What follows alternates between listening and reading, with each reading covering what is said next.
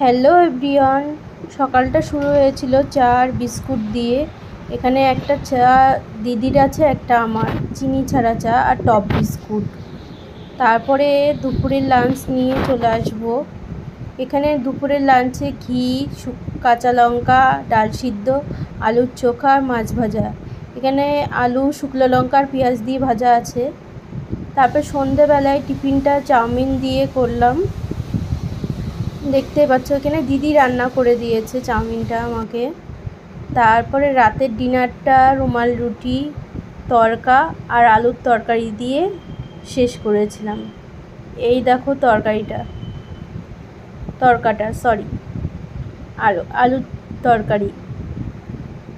এই যে রুমাল রুটি আমার আর দিদির জন্য, দুজন মিলে খাবো। এখানে রাতের ডিনারটা খুব দারুণ হয়েছিল।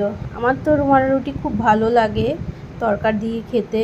তোমাদের কেমন লাগে কমেন্ট বক্সে কমেন্ট করে জানাবে। অবশ্যই লাইক, শেয়ার, কমেন্ট করবে। Thank you so much, by.